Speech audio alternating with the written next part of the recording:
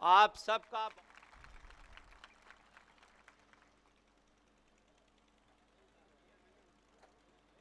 जब तक इस शहर में मैं आया नहीं था तब तक इस शहर का नाम किताबों के माध्यम से जानता था, और जब छोटा था तो समझता था कि यहाँ कोई एक साहब पैदा हुए हैं, शायद उसी वजह से इसका नाम पोरबंदर रखा गया है। बचपन में समझता था कि वो जो 3 बंदर थे उनके शायद यहीं से गए हैं, बाद में पता चला ये उनके बंदर नहीं हैं।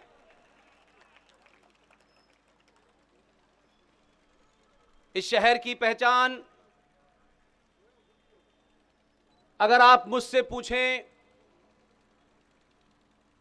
तो मैं भगवान कृष्ण के मित्र दोस्त सुदामा से जानता हूं। मेरे लिए सुदामा सबसे बड़े हैं। इसलिए आज के इस कार्यक्रम में एक ऐसे समय में यहां पहुंचा हूं जो 2-3 घटनाएं हुई हैं, उस पर मैं अपना एक आम नागरिक की हैसियत में नजरिया रुख साफ साफ करना चाहता हूं। जितने भी पोरबंदर के गणमान्य नागरिक, मेरी माएं, बहनें, बेटियां, युवा साथी, आप सब मेरे परिचय में ये जानते हैं, कोई अपना हो या पराया हो, माफी किसी को नहीं देता हूं मैं। मेरे मूल में न कोई पार्टी बड़ी है, न कोई संगठन बड़ा है, न कोई व्यक्ति बड़ा है।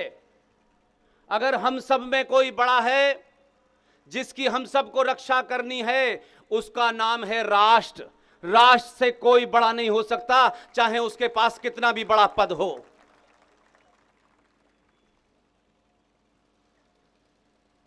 आज का जो प्रोग्राम आयोजित किया गया है, मैं अपने दिल की बात जब मैं इस हॉल में आ रहा था तब से इस मंच तक पहुंचते पहुंचते और यहां खड़े होकर के जन सैलाब ऐसे देखने के बाद मुझे लगता है ये इस 9 और 10 साल की यात्रा में आज का प्रोग्राम राष्ट्रवादी हिंदू संगठन, राष्ट्रवादी हिंदू रक्षा सेना, जिसके प्रमुख अनिल जी महाराज हैं, और इन सब के अलावा इस प्रोग्राम को पूरे पोरबंदर में घर घर पहुंच करके आपको आज की सूचना देने के लिए, इस भव्य प्रोग्राम को आयोजित करने के लिए तमाम सारे लोगों को मैं अपने दिल से मुबारकबाद देना चाहता हूं। जीवेश जी जुंगी, मनुगेश जी जुंगी, केतन जुंगी साहब, विनेश मुकाना साहब, हेमेंद्र कोटिया साहब, लीला भाई इस प्रोग्राम के कोऑर्डिनेटर, और सबसे बड़ी बात यह है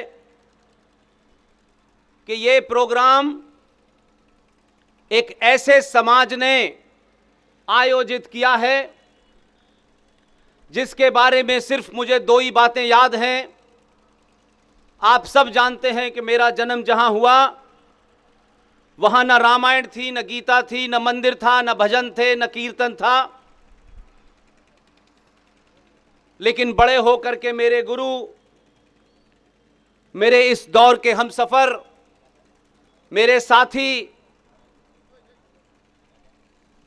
पूर्व सेना के कर्नल, रॉ के बड़े अधिकारी और पूरे देश में टेलीविजन पर आताताई और इस्लामिक जिहादियों का टेलीविजन पे खुल के सामना करने वाले कर्नल आर.एस. सिंह साहब ने, मैं जब चल रहा था तो मेरे मन में एक बात थी। मैंने कहा एक प्रसंग आप मुझे बार बार बताते हैं, मैं पहली बार एक ऐसे समाज के बीच में जा रहा हूं जिसके बारे में इस देश के जातिवादी नेताओं ने, स्वार्थी और मक्कार नेताओं ने, जो इस समाज का पुरुषार्थ था, जो इस समाज की पहचान थी, उसको बड़ा बौना करके बताया। रामायण में एक प्रसंग है कि भगवान राम मां सीता के साथ जब नदी पार करने के लिए गए तो उनको वहां एक केवट मिला, और जब उन्होंने केवट से नदी पार करने के लिए कुछ कहा तो उसने राम के बारे में बड़ी उनकी महिमा मंडित किया, और जब नदी पार कराई तो भगवान राम ने मां सीता से कहा कि इस केवट को कुछ दीजिए, तो वो लेने के लिए तैयार नहीं हुआ। मां सीता ने कुछ सोने का उनको देने की कोशिश की। ये बात इसलिए आपके सामने रख रहा हूं कि हमारा समाज कभी भी किसी भी कालखंड में, भारत भूमि हमेशा कर्म प्रधान रही है, जाति प्रधान नहीं रही। इस देश के मक्कार नेताओं ने और धर्म के ठेकेदारों ने हर जगह जाति का विश्वास ज्यादा किया और कर्म पे ध्यान नहीं दिया। उस मल्ला ने, उस केवट ने पैसे लेने से, सोना लेने से मने किया, और जो शब्द कहे कि प्रभु आप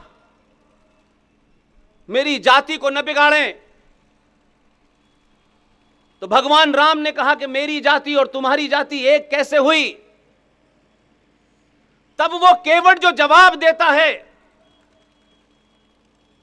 तब पता चलता है कि हमारे यहां जाति नहीं थी, कर्म था। उन्होंने कहा कि हमने तो सिर्फ अपनी जाति का धर्म निभाया है कि आपको गंगा पार कराई है, और आप मुझे पैसे दे करके मेरी जाति का अपमान मत कीजिए, क्योंकि अपनों से कोई पैसे नहीं लेता है। मेरी जाति और आपकी जाति एक ही है। भगवान राम ने पूछा कि मेरी जाति तुम्हारी जाति एक कैसे है? तब आप उसको देखिए कि उसके भाव देखिए। उसने कहा कि हमने तो आपको सिर्फ नदी पार कराई है, आपने तो भवसागर पार कराते हैं। इसलिए आज पूरे देश में हजारों लोग, करोड़ों लोग संगठनों और बड़े बड़े पाखंडियों से बाहर निकल आए हैं, बड़े बड़े राजनीतिक दलों के दलालों से बाहर निकल आए हैं, और इस देश में एक नई जागृति पैदा हो रही है।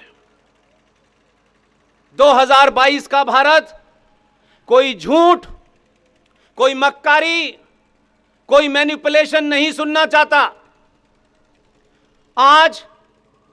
आज के भारत को आप संचार क्रांति के इस दौर में मूर्ख नहीं बना सकते, मनगढ़ंत कहानियां नहीं सुना सकते। आज का युवा जो भी कुछ जानना चाहता है, तथ्यों पे, तर्कों पे, लॉजिक और रीजन के साथ, रेफरेंस के साथ सुनना चाहता है। इसलिए अगर जो लोग बार बार ये कहते हैं कि आज का युवा जो है कुछ सुनना नहीं चाहता, मेरी उनसे विनती है, अपने गरिबान में झांकिए कि आप उसे सच बताना नहीं चाहते, कि अगर सच बता देंगे तो आपका पाखंड खुल जाएगा।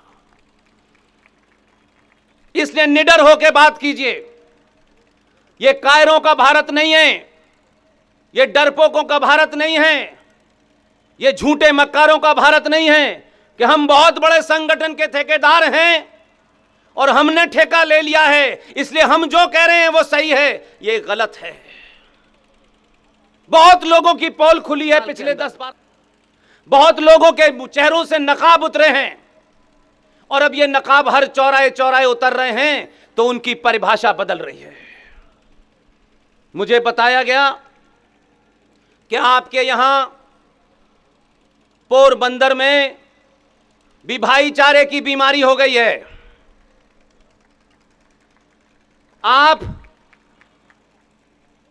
जो बात कोई धूर्त आपको अपने राजनीतिक और धार्मिक स्वार्थों के कारण कहे, तो उसमें उसका स्वार्थ तो सिद्धि हो सकती है, लेकिन ऐसे धूर्त मक्कारों से इसलिए दूर रहिए कि जब आप किसी के स्वार्थों की पूर्ति के लिए झूठे नारे, झूठे नैरेटिव गढ़ लेते हैं, उससे राष्ट्र नुकसान होता है।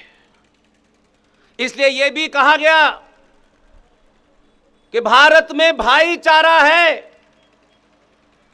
एक शख्स को इस देश में, उस देश के चाटुकारों ने, सत्ता में जो बैठे हुए लोग थे, सत्ताओं के दलालों ने, जो अध्यापक थे, जो विश्वविद्यालयों में पढ़ाते थे, जो स्कूल में पढ़ाते थे, जो अलग अलग चौराहों पे, गलियों में करोड़ों की गिनती में मिलते हैं, किसी में ईमानदारी नहीं है कि आप सच को सच कहें। वो सच किस जाति के आदमी ने कहा, किस पार्टी के आदमी ने कहा, किस संगठन ने कहा, यह महत्वपूर्ण नहीं है। महत्वपूर्ण यह है कि जिसने भी सच बात बता दी थी, अगर उसको आज 2022 के भारत में, अगर उसको आज भी नहीं जानना चाहते हैं, तो याद रखिएगा, हम सब इस संसार में अपना रोल प्ले करने आए हैं। यह चलता रहेगा अनादिकाल तक। हम सबको अपनी भूमिका तय करनी है और उस भूमिका के हिसाब से काम करके चले जाना है। सब कुछ हमारे सामने होगा। इस बदलाव में फायदा नुकसान हमें ही होगा, ऐसा नहीं है। इसलिए बहुत सारे विजनरी उस वक्त भी थे, आज भी हैं, लेकिन समाज एक 700 साल के कालखंड के बाद पहली बार अपने होने पे गर्व महसूस कर रहा है। और बहुत सारे लोगों को सच से डर लगने लगा है, इसलिए वो ऐन कैन प्रकरण में, अलग अलग वेशभूषा में आपके बीच में एक बार फिर अपने स्वार्थों को राष्ट्र के स्वार्थ से ऊपर रखकर बकवास कर रहे हैं। ऐसे लोगों को चौराहे चौराहे नकाबपोश कीजिए। अगर आपने नहीं करा, मैंने नहीं करा, आर.एस. सिंह, जी.डी. बख्शी, सुशील पंडित, प्रोफेसर कपिल कुमार, ललित अंबरदार, अगर इन लोगों ने नहीं किया, तो आने वाली पीढ़ी भी आपको कब्रों से निकाल के आपको मारेगी। बी.आर. अंबेडकर, जिसका नाम पूरी दुनिया जानती है, यह उनकी कही हुई बात है, मेरी नहीं है। हमारे स्वार्थी लोगों ने आपको रास्ता दिखाया, तथ्य दिखाए, फैक्ट पे बात करी, लेकिन नहीं, क्योंकि हम डरपोक और चाटुकार लोग थे, इसलिए हम लोगों ने बहादुरों को कभी नहीं चुना, बहादुरों के पीछे कभी नहीं खड़े हुए। हम चाटुकारों के पीछे खड़े हुए और 70 साल से इस देश में चाटुकारों को चुना गया। बी.आर. अंबेडकर ने अपनी किताब पाकिस्तान और पार्टीशन ऑफ इंडिया, उसके पेज नंबर 375 पर साफ साफ लिखा, अंबेडकर ये लिख के चले गए, लेकिन ये बात हमको नहीं पढ़ाई। फूल वाले चाचा की झूठी मक्कारी बातें पढ़ाई गई। और इसी शहर से निकले थे एक 2 अक्टूबर को, उन्होंने बची कुची कसर पूरी कर दी। लोग आज कहते हैं मिलावट हो रही है। दाल में कंकड़ मिलाने से किसी व्यक्ति का स्वास्थ्य खराब हो सकता है, लेकिन राष्ट्रों में मिलावट करने से सभ्यताएं समाप्त हो जाती हैं। एक साहब ने महान बनने के लिए, क्योंकि आज फैशन हो गया है, बिना तथ्यों के बात करो, भावनाओं में बहकर बात करो, और भावनाओं में बह करके ना आपके पास फैक्ट होता है ना फिगर होती है। इसलिए आपकी बात को जब कोई चुनौती देता है तो आप उससे तर्क नहीं करते हैं, आप उससे भागने लगते हैं। यह B.R. अम्बेडकर ने कहा है, इस्लाम में भाईचारा सिर्फ अपने ही इस्लाम के अंदर होता है। इस्लाम के मानने वाले अपने अलावा किसी दूसरे को भाई नहीं मानते हैं। यह अम्बेडकर ने लिखा है। और आपने क्या समझ लिया? आप 70 साल तक इस बीमारी से ग्रस्त रहे। आपके बुजुर्ग बड़ा काम करके गए।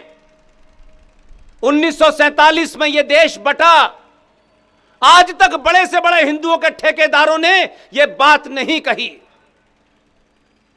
हर एक का स्वार्थ है, और स्वार्थ भी बहुत छोटा है।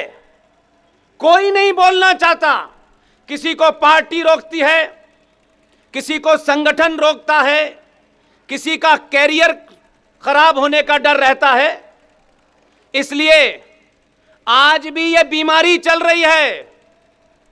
जो समाज 70 सालों से, 700 साल से जिन लोगों से जंग लड़ रहा था, जिस बीमारी से जूझ रहा था, आज भी भारत का सनातनी हिंदू, इसके बहुत से ठेकेदार सड़क सड़क चौराहे चौराहे कहते हैं हमें भाईचारा बताना चाहिए, हमें भाईचारे को बढ़ावा देना चाहिए। 70 सालों से सनातनी हिंदू को नहीं पता था, लेकिन आज आपको पता हो गया है। इसलिए यह गलती दोबारा मत कीजिएगा। इतिहास में जो लोग अपने भूतकाल से, इतिहास की घटनाओं से जो समाज नहीं सीखता, उसे इतिहास अपने अंदर जगह नहीं देता। 70 सालों से यह सुनते सुनते आज ये दिन आ गया कि संचार क्रांति के माध्यम से गली गली, मोहल्ले मोहल्ले पता चल गया इस भाईचारे में भाई कौन है और चारा कौन है। यह पता चल गया है कि नहीं चल गया है? आप हाथ उठा के बताइए। आज के बाद पोरबंदर के तमाम सारे नागरिकों से मेरा निवेदन है,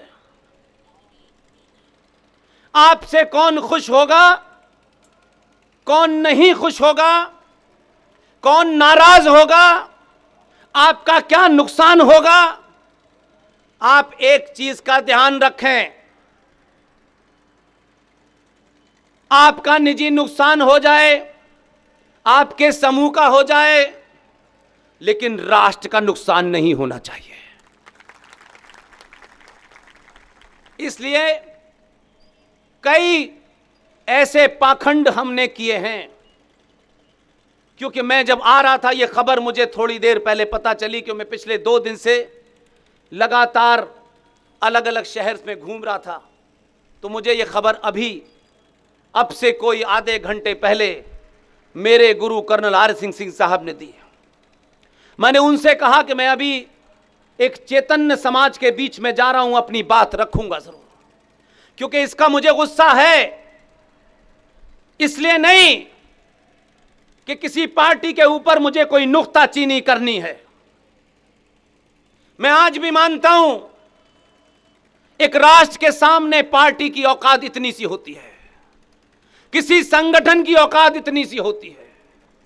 कोई पार्टी, कोई संगठन राष्ट्र से बड़ा नहीं होता। इसलिए हमारी बहन,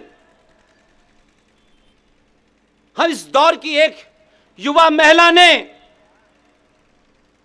टेलीविजन की एक डिबेट में जब कुछ आता ताई जिहादी टेलीविजन पे बैठ करके भगवान शिव के बारे में अनर्गल बातें कर रहे थे, भगवान शिव के बारे में गंदी गंदी बातें उन्होंने टेलीविजन पे की। मैं उस बहन को इस मंच से आपके सामने बोलना इसलिए चाहता हूं, मैं उससे कभी मिला नहीं, मैंने उसको टेलीविजन पे बहुत बार देखा। जरूरी नहीं है कि किसी को आप जाने तभी उसकी तारीफ करें या उसका विरोध करें। उसने बहुत रोका जिहादियों को टेलीविजन पे, और सुप्रीम कोर्ट की वकील है, कोई गैर पढ़ी लिखी नहीं है। ऐसा नहीं है कि ऐसे ही आ गई वंदे मातरम कहते कहते। एक बेहतरीन कैरियर है उसका। जब लोगों ने काशी के अंदर इस्लामिक आक्रांता जिहादी औरंगजेब द्वारा काशी के देवता की जो मूर्ति निकली है, जो शिवलिंग लिखना है, जब उसके बारे में अनर्गल बातें की, कई बार उसने चेतावनी दी कि आप अपनी भाषा की मर्यादा में रहें। लेकिन कुछ लोगों को पैदाइशी सर्टिफिकेट मिल गया है कि हम आपकी भावनाओं को ठेस भी पहुंचाएंगे, आपके देश के दो टुकड़े भी कर देंगे, हम कश्मीर भी बना देंगे, हम बंगाल भी बना देंगे, और हम तलवार के जोर पर सबको डरा देंगे। 2022 का भारत किसी की तलवार से डरने वाला नहीं है।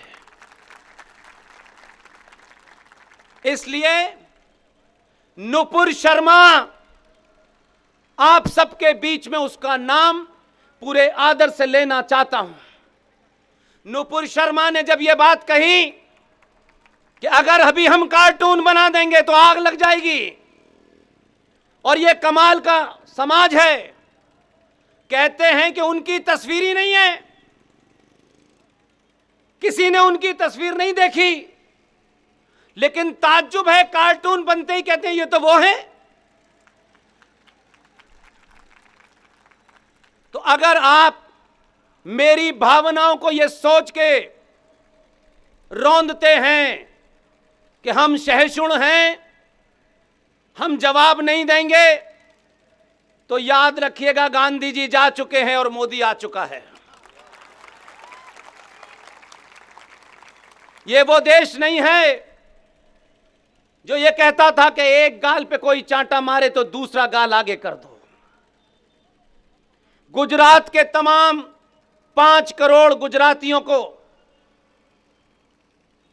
मन से, हर मंच से इस बात के लिए धन्यवाद देता हूं। आप सब जानते हैं कि मेरा किसी पार्टी से, किसी विचारधारा से, संगठन से एक पाई का लेना देना नहीं है, और शायद यही बात है कि मैं अपनी बातों में किसी किस्म का नुक्ता ऊपर नीचे नहीं करता हूं, जो है सपाट अंदाज में कह देता हूं। इसलिए नुपुर शर्मा, कुछ लोगों को लगता होगा कि आज तुम अकेली हो। मैं भारत के तमाम उन गणमान्य नागरिकों और युवाओं से अपील करता हूं, आप सबके माध्यम से देश भर से अपील करता हूं, इस सभा से लेके, कल की सभा से लेके लगातार जितनी सभाएं करूंगा, इस मुद्दे को हर सभा में उठाऊंगा, ताकि एक ऐसे समय में एक पढ़ी लिखी महिला, सुप्रीम कोर्ट की वकील, उसके साथ 95 करोड़ सनातनियों को खड़ा होना है। उसकी हिम्मत को इतना बढ़ाना है कि कोई दोबारा आपकी आस्थाओं को ठेस पहुंचाए तो आप उन्हें ठंडा कर दें। इसलिए आज इस अंदाज में बात नहीं होगी कि दूसरा गाल आगे कर दो। आप लोग महान लोग हैं, मीठा खाते हैं। मैंने सुना है आपके बारे में, आप सिर्फ बिजनेस करते हैं, फौज में नहीं जाते हैं। इस तरीके से भी बहुत लोग कभी कभी आप गुजरातियों का मजाक उड़ा देते हैं। अगर गुजराती मीठा खाना खाते हैं तो भी 1947 में जो भूल की थी उसका प्रायश्चित 2014 में कर लेते हैं। और जब लगता है कि एक अकेला कम पड़ गया है तो 2019 में दूसरे को भेजते हैं। इसलिए यह समाज गलती करके प्रायश्चित भी कर लेता है और फिर ऐसों को भेजता है। इसी गुजरात में मीठा खाना खाने वाले जब दो जाते हैं तो वो पूरा नरेटिव बदल देते हैं। वो कहते हैं जब कोई एक गाल पे चांटा मारे तो तुम एक साथ दोनों गाल पे मारना। इसलिए इस दौर में नुपुर शर्मा के खिलाफ किसी का फतवा, किसी के तलवार का डर इस बहन को न डरा पाए और इस देश के 95 करोड़ सनातनी जैसे भी आप अपनी भावनाओं को प्रकट करना चाहें, इस सोशल मीडिया के माध्यम से इतनी ताकत दीजिए कि जो लुटेरे 700 साल से इस देश को लूट रहे हैं, ये आताताई आज बंगाल और कश्मीर बना रहे हैं और हमारे हिंदू संगठन उनसे अनुमोदन ले रहे हैं। बताया जा रहा है कि आप अपने शत्रु से लड़िए मत, अपने शत्रु का दिल जीतिए। 2022 के भारत में 95 करोड़ सनातनियों को दिल जीतना है तो हमें नहीं जीतना, जिन्हें यहां रहना है उन्हें हमारा दिल जीतना है। हम किसी का दिल नहीं जीत रहे। दिल जीतते जीतते हमने इस देश के 2 टुकड़े कर दिए। दिल जीतते जीतते इस देश के 29 राज्यों में से 9 राज्यों में हम अल्पसंख्यक हो गए। हमने संविधान को धत्ता बताते हुए, संविधान को एक तरफ रौंदते हुए हमने मुसलमानों के लिए माइनॉरिटी कमीशन बना दिया, सच्चर कमीशन बना दिया, वक्फ बोर्ड बना दिया और अलग से एजुकेशन बोर्ड बना दिए और फिर कहते हैं कि ये देश सेकुलर है। अगर सेकुलर है तो सच्चर कमीशन कैसे है जिसका बजट 5,500 करोड़ रुपए है? फिर माइनॉरिटी कमीशन कैसे है? फिर मुस्लिम एजुकेशन बोर्ड कैसे है? अगर ये सब रखना चाहते हो, अगर ये सब की मांग करते हो तो ये तभी मुमकिन है जब भारत हिंदू राष्ट्र हो। ये एक साथ 2 काम नहीं चलने वाले कि आप सेकुलर भी रहेंगे और इस्लामिक शिक्षा भी देंगे और मस्जिदों से, मज़ारों से, गुरुद्वारों से और चर्चों से इस देश की सरकारों की हिम्मत नहीं हुई। 70 साल तक हम चुप बैठे रहे क्योंकि हम सिर्फ मैं, मेरी जाति, मेरा भाई, मेरी बहन, मेरा रिश्तेदार इस बीमारी से बाहर नहीं निकले। सरकारों ने आपकी चुप्पी के कारण, आपकी कायरता के कारण सक्सेसिव सरकार आई। उन सरकारों ने यह नियम बना दिया क्योंकि ये 90-85 करोड़ जो हिंदू हैं, जो सनातनी कहते हैं, ये सब कुछ हैं लेकिन सनातनी नहीं है। इसलिए 2 एग्जाम्पल देता हूं आपको। कोई बड़े से बड़ा ठेकेदार जो सुबह से शाम तक इस देश में प्रवचन करते हैं, ये लड़ाई उन्होंने नहीं लड़ी। इसलिए आप ही के बीच में से कुछ लोग निकले हैं, दावे से कहते हैं हमारा कोई ठेका वेका नहीं है, ना हम कोई संगठन है। हम जो लड़ाई लड़ रहे हैं वो भारत राष्ट्र को बचाने की लड़ रहे हैं। हम किसी सरकार को बचाने की लड़ाई नहीं लड़ रहे हैं, ना किसी संगठन की चाटुकारिता के लिए लड़ रहे हैं। इसलिए सिर्फ हमारी चुप्पी, कायर और मक्कार और दलाल संगठनों की खामोशी, सक्सेसिव सरकार का अत्याचार 95 करोड़ हिंदुओं के ऊपर हुआ। अब इस बात को अगर आप रखते हैं तो बहुत सारे पाखंडी हिंदू कहेंगे देखिए साहब इन मुद्दों को मत उठाइए, इससे समाज में द्वेष फैलेगा। यही बीमारी 1947 में थी, तब 21 लाख हिंदू मरे थे और देश विभाजित हुआ था।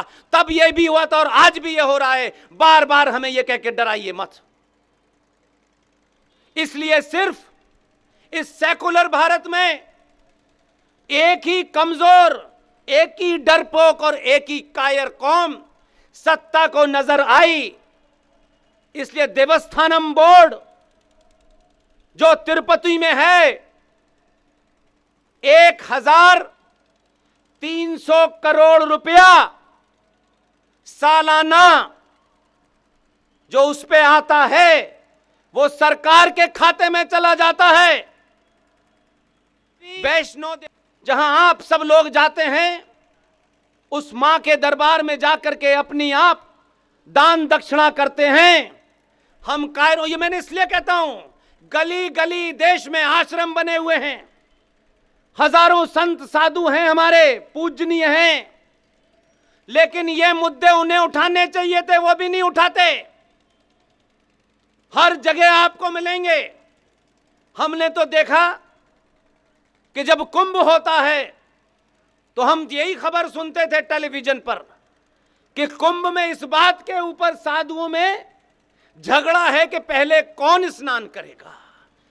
तलवारें चल रही हैं, यहां तो तलवार चलाने का जोर है, लेकिन पालघर में 2 साधुओं को मार दिया गया। मैंने देश में वो प्रतिक्रिया नहीं देखी।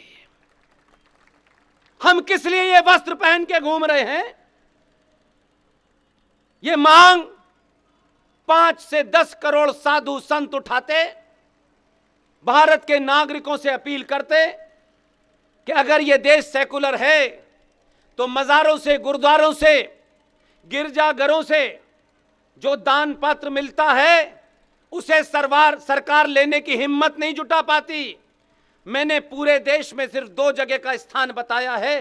देवस्थानम बोर्ड से 1300 करोड़ रुपया और वैष्णो देवी से 520 करोड़ रुपया हर साल सरकार ले जाती है।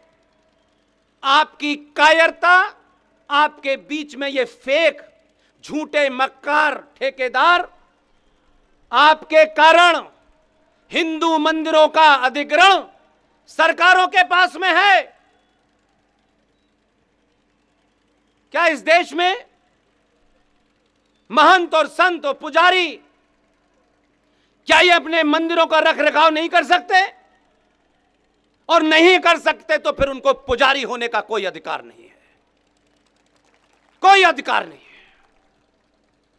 इस पे लड़ाई लड़ते देखा कभी आपने? इस पे कभी तलवारें निकलते देखा आपने? कभी आश्रमों में, मंदिरों में यह बताया गया कि ये जो तुम सोना चढ़ा रहे हो, मुकुट चढ़ा रहे हो, ये कहां जाएगा?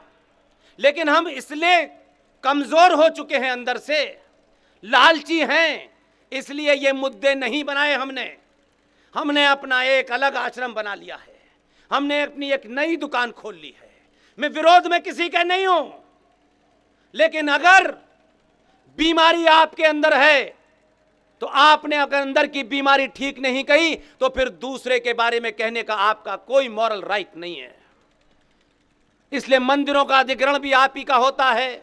मंदिरों पे आपके दान को सरकार ले जाती है और फिर सरकार इस देश के संविधान को धत्ता बताते हुए, रौंदते हुए करोड़ों करोड़ों योजनाएं इस देश में भारत के संविधान की आत्मा को कुचल करके चाटुकार नेता, दलाल संगठन खामोशी इख्तियार करते हैं।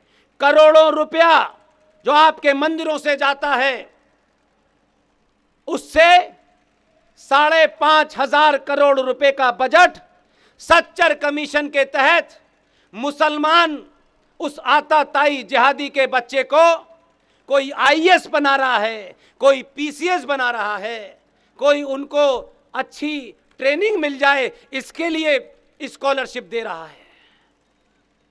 लेकिन हम जगने वाले नहीं हैं, क्योंकि ये ब्राह्मण है, ये ठाकुर है, ये बनिया है, ये ऊंचा है, ये नीचा है। हम सब कुछ हुए 70 साल में, सनातनी नहीं हुए। इसलिए आज कोई संकट ऐसा नहीं है कि संकट नया है।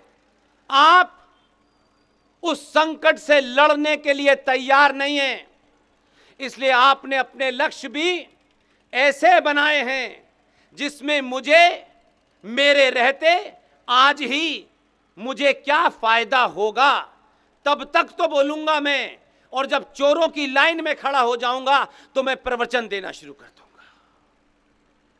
इसलिए अगर आज 2022 का भारत मानसिक रूप पर अगर तैयार नहीं है, यहां युद्ध का यह कतई कोई मतलब नहीं है कि आप तलवार उठा के किसी की गर्दन काट दें, कि दुनिया भर में हजारों साल के इतिहास में एक भी हमें मिसाल नहीं मिलती कि सनातनी ने कभी किसी की गर्दन पे तलवार रखे कहा हो कि तुम अपना पंथ को बदल लो, नहीं तो गर्दन काट दी जाएगी। हजारों साल के इतिहास में हमने किसी देश पे चढ़ाई नहीं की, लेकिन जो लुटेरे 1400 साल पहले ऊंट की पीठ पर खड़े होकर के खजूर तोड़ रहे थे, वो आज हमको बता रहे हैं, वो आज हमको सभ्यता और इतिहास की बात बता रहे हैं।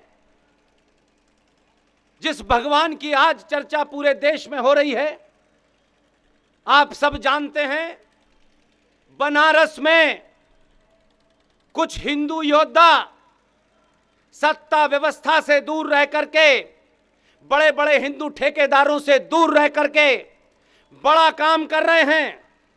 और वो बड़ा काम इसलिए कर पा रहे हैं कि उनके मूल में राष्ट्र है, संगठनों के मूल में अपनी दुकान है, इसलिए नहीं बोलते। लिहाजा वो जो आज आप टेलीविजन पे चारों तरफ देख रहे हैं, एक युद्ध चल रहा है बनारस में, और क्या पाखंड किया जा रहा है। कहा जा रहा है कि जो भगवान विश्वनाथ जहां मिले हैं, उस जगह का नाम पता है क्या है? कहा जा रहा है ये ज्ञान वापी मस्जिद है। ये दुनिया में पहली ऐसी जगह है जो ये बताया जा रहा है कि ये ज्ञान वापी मस्जिद है, जबकि मुझे जहां तक जानकारी है मस्जिद का ज्ञान से कोई संबंध नहीं है। ज्ञान और मस्जिद एक दूसरे के विपरीत हैं। मस्जिद का संबंध मैंने और आपने अपनी आंखों से कश्मीर में देखा है कि जिन मस्जिदों के अंदर हथियार रखे गए, हथियार रखने के बाद बड़े बड़े मुफ्ती और मौलानाओं ने, कारियों ने उसी मस्जिद से नमाज पढ़ने के बाद हिंदुओं, कश्मीरी पंडितों के कत्ल का ऐलान किया, जहां से नारे लगाए गए, या तो कन्वर्ट हो जाओ, या मिल जाओ, या मर जाओ, या भाग जाओ। उन मस्जिदों के बारे में बताया जा रहा है कि यहां ज्ञान है, यहां ज्ञान कभी नहीं था, यहां गन है। इसलिए आज उस ज्ञानवापी मस्जिद के अंदर एक बहुत बड़ा झूठ पकड़ा गया। इसलिए इस देश में चाटुकार नेता, लालची संगठन, डरपोक और कायर समाज को रोज ज्ञान देते हैं। हमने उनको अपना ठेका नहीं दिया, लेकिन तब भी ले रखा है उन्होंने। और कहा जा रहा है कि भाई जो इतिहास की गलतियां हैं उन्हें भूल जाओ। उन्हें यह नहीं पता है कि जो इतिहास को भूल जाते हैं, इतिहास भी उनको भूल जाता है।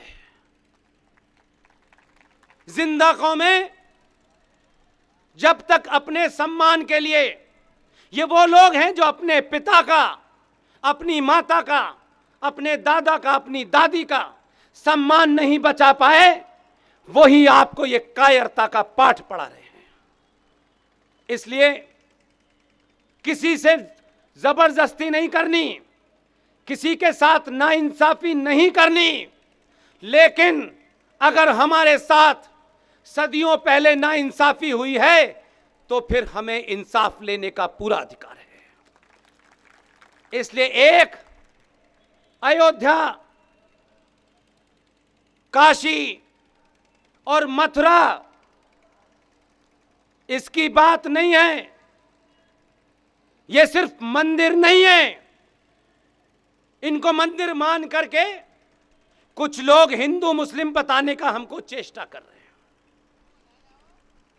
हजारों लोगों के जो सनातनी हिंदू यहां था, जो लाहौर से भागा था, उनके मकानों पे भी कब्जा किया गया। आज भी भारत में कई हिंदुओं के मकानों पे कब्जा कर लिया गया। तो क्या इसलिए कि दुश्मन आताताई था, उसने कब्जा कर लिया था, तो क्या हम कानूनी लड़ाई लड़ना छोड़ दें? क्या अपने बाप दादों की उस मान्यताओं और परंपराओं को छोड़ दें? क्योंकि आज हमारा संगठन का राजनीतिक स्वार्थ है, इसलिए चुप हो जाएं। इसलिए कानून बना 1991 में। ये जो बहुत लोग ज्ञान बांट रहे हैं, इनका ज्ञान कहां चला गया था? जब भारत में प्लेसेस ऑफ वर्शिप एक्ट 1991 बना और कहा गया कि भारत में 30 से 40 हजार अत्याधुनिक उस दौर की सिविलाइजेशन को, उस दौर के प्रोग्रेस को, विकास को, उस दौर की डेवलप सभ्यता को जो बताया जा रहा था, आज वो दुनिया में अभी तक नहीं है। तो ये मंदिरों का झगड़ा नहीं है, चाहे वो काशी में हो, मथुरा में हो, और देश के 40,000 मंदिरों का मामला हो। अगर हम थोड़ी देर के लिए मान लें कि ये मंदिर नहीं है, तब भी तो हमारे पूर्वजों के पहचान है। ये एक सभ्यता की लड़ाई है, ये मंदिर की लड़ाई नहीं है। अगर सभ्यताएं हमारी तहस नहस की गई और तहस नहस करने वाले कहीं चले गए और उनकी नाजायज औलादें आज उस सभ्यता को करेक्ट किया जा रहा है, तो वो कहती हैं कि हम देश में हंगामा मचा देंगे। अब हंगामा नहीं होने वाला, ये ध्यान रखिएगा। ये जो धमकी देते हैं टेलीविजन के ऊपर, ये टेलीविजन में ही समाप्त हो जाएंगे। इसलिए ध्यान रखिएगा। आपकी बेटी इसलिए परेशान नहीं है, आपका पिता और आपकी मां इसलिए परेशान नहीं है कि घर में कोई आर्थिक तंगी है, कोई महंगाई बढ़ गई है। महंगाई दुनिया के हर समाज में होती है। हम यहां के पेट्रोल के पैसे से परेशान हो जाते हैं, अमेरिका में $4 पेट्रोल बढ़ जाता है, हमको पता नहीं चलता। आप एक ऐसी फिलॉसफी से लड़ रहे हैं जिसने 1400 साल में पूरी दुनिया को ना तो एक सुई दी, ना एक बटन दिया। और उनका क्लेम देखिए, कहते हैं ताजमहल बनाया है हमने, लाल किला बनाया है हमने। जो लोग 1400 साल में अपने साइज का पजामा नहीं बना पाए, वो ताजमहल बनाने की बात कर रहे हैं।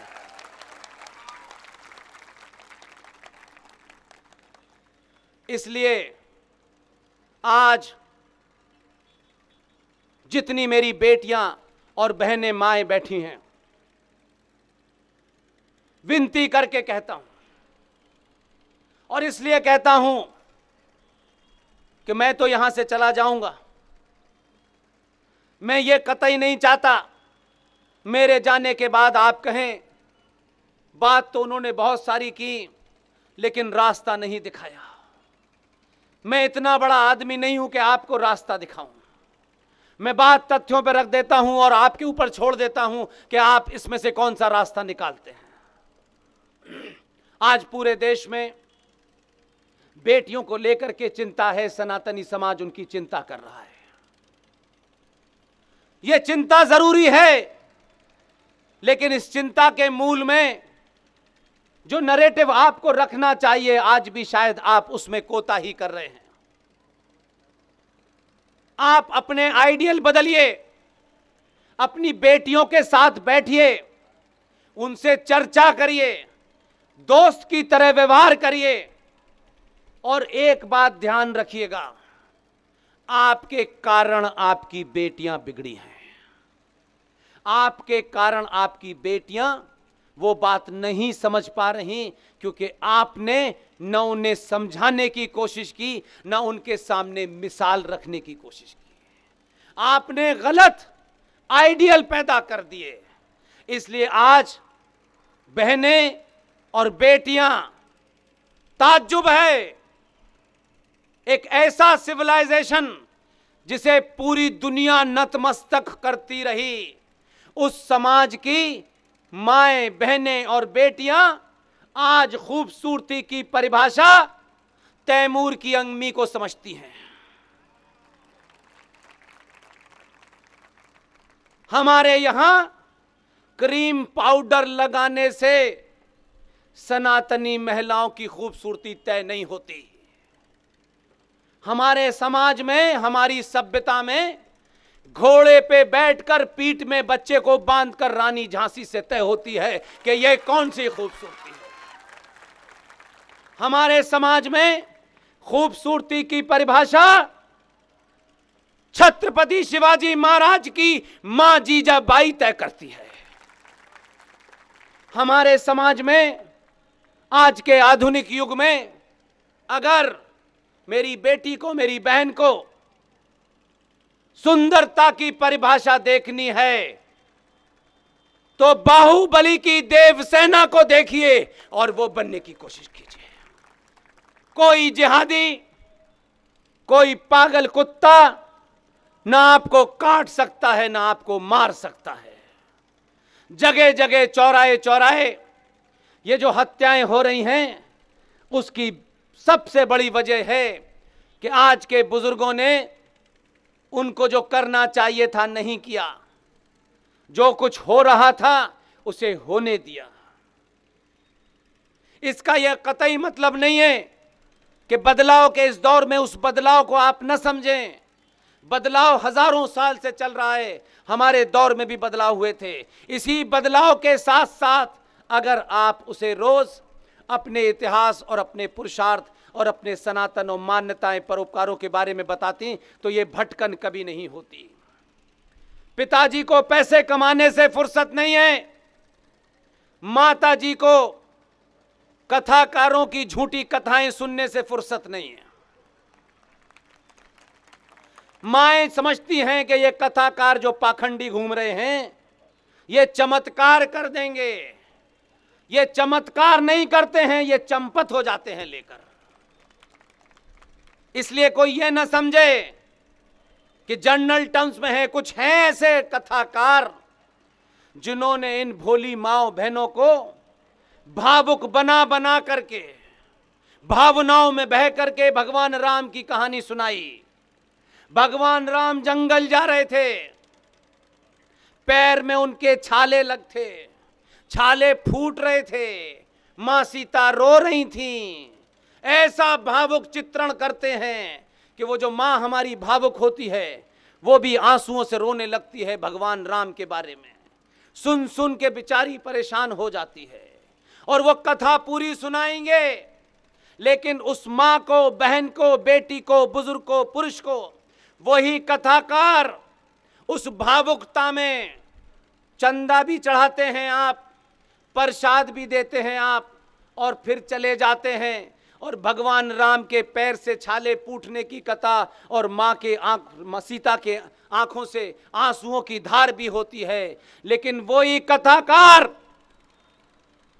यह नहीं बताता है कि भगवान राम को जब वनवास हुआ तो भगवान राम ने अटैची में बहुत सारे कपड़े नहीं रखे कि कौन से मौसम में कौन सा कपड़ा पहनूंगा।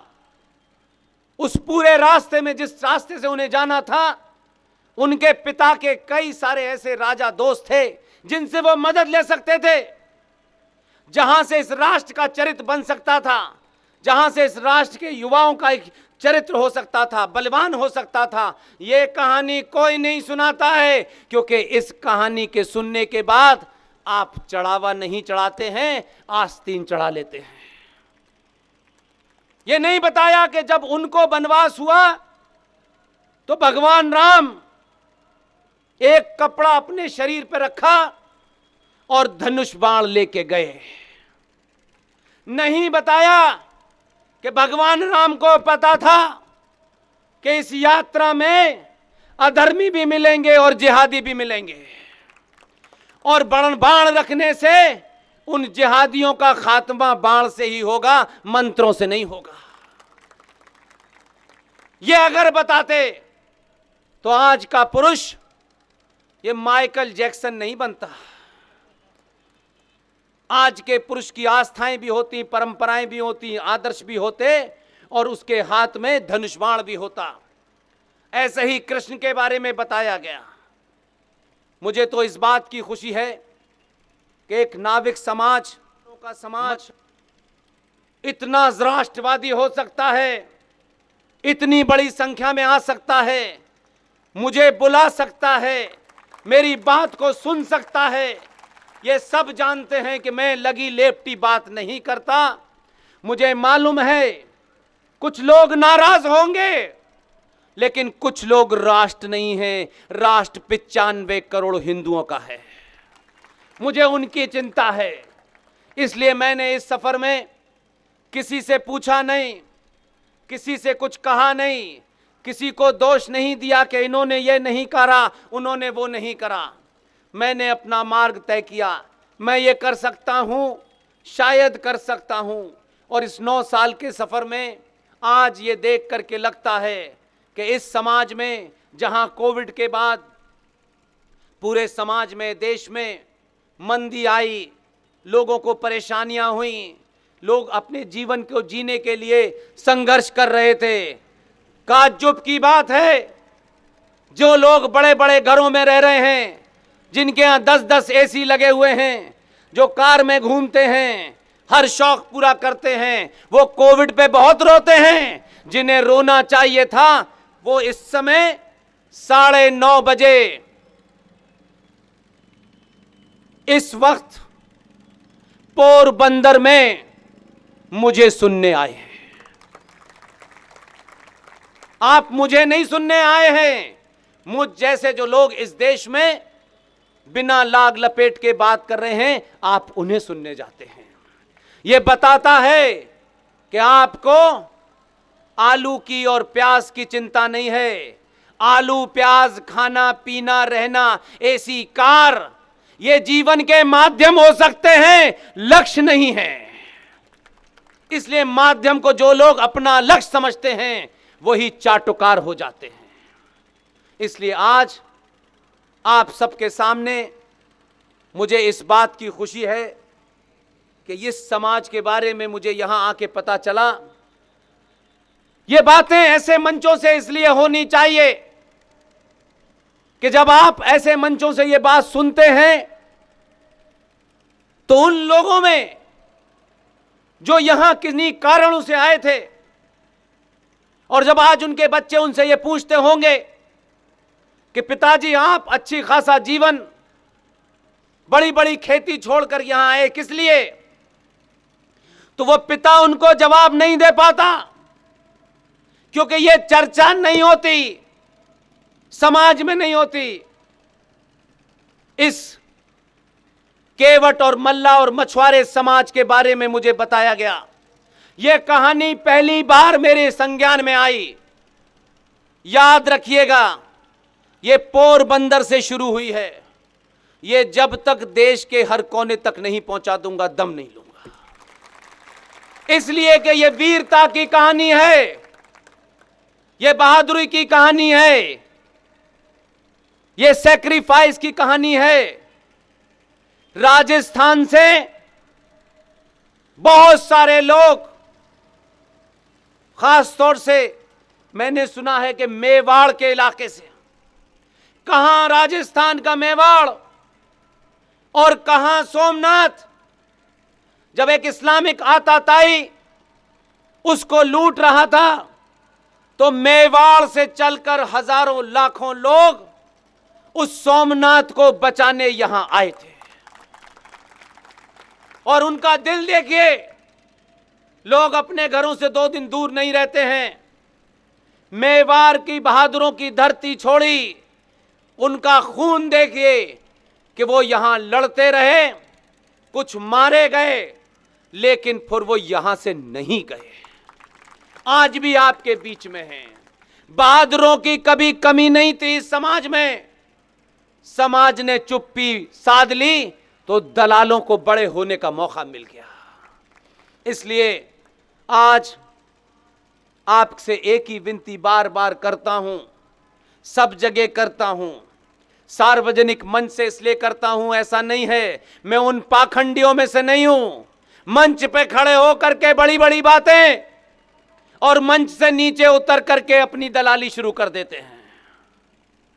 मैं समाज के सामने साफ साफ कहता हूं, जब तक शरीर में सांस है, हिंदुस्तान का कोई कोना हो, 10 लोग हों, 10,000 लोग हों, 10 लाख लोग हों, यही करते रहना है। किसी पार्टी के, किसी संगठन के दफ्तर में अर्जी नहीं देनी है, नहीं देनी हमको। इसके लिए जगह जगह, चौराहे चौराहे राज्यसभा की टिकट मिल जाए, किसी तरीके से विधानसभा में मिल जाए। आखिर इनसे ये पूछो भाई कि लोकसभा और राज्यसभा में जाकर के कौन सी समाज सेवा करते हो? हमने तो सुना नहीं। जिसको समाज सेवा करनी होती है, ऐसे इतने सारे युवाओं ने इतनी बड़ी सेवा पोरबंदर में रात के 9:30 बजे की है। यह उनसे करोड़ों गुना है जो दलाली का एक चादर अपने मुंह पर छुपाते हैं और कहते हैं नहीं, हमें जब तक एमएलए नहीं बनेंगे तब तक हम समाज सेवा नहीं करेंगे। ऐसी समाज सेवा हमें नहीं चाहिए। हम जानते हैं आपको दलाली करनी है, 2 कमरे का मकान 8 कमरों का बनाना है, लोगों को मूर्ख बनाना है, जाति के नाम पर बनाना है, पार्टी के नाम पर बनाना है। आप अपने बीच में से बहादुरों को चुनिए, दलालों को मत चुनिए और कुछ मत करिए। आपकी यह स्थिति इसलिए हुई है कि आपने अपने हीरोज को नहीं चुना, और जब आपने पहली बार अपना हीरो चुना तो बदलाव देखिए कैसे होता है। बदलाव में मैं और आप बहुत छोटी सी यूनिट है। 700 साल के बाद इस देश में जगह जगह, चौराहे चौराहे, जिन लोगों की कोई पहचान नहीं है, जिनको 2 लोग नहीं पहचानते हैं, आज उसमें से 15-20 लोग पूरे देश में, जिस वक्त मैं आपसे बातचीत कर रहा हूं, हमारी टीम का कोई ना कोई सदस्य इस देश के किसी ना किसी कोने में इसी तरीके की बात कर रहा है।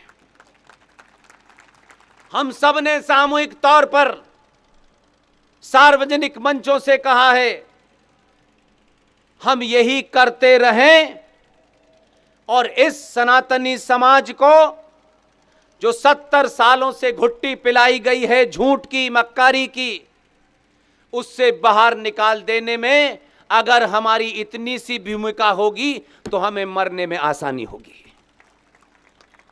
लिहाजा एक बात और कहता हूं, हमारे यहां यह कहा जाता है कि साहब जाति पात बहुत है। बड़े बड़े मैंने पुरोधा देखे, प्रवचन देने वालों की कमी नहीं देखी। हर चौराहे पे कोई ना कोई एक कोई ऐसे बाबा हैं जो पेड़ पे लटके हुए हैं, कोई उल्टे लेटे हुए हैं।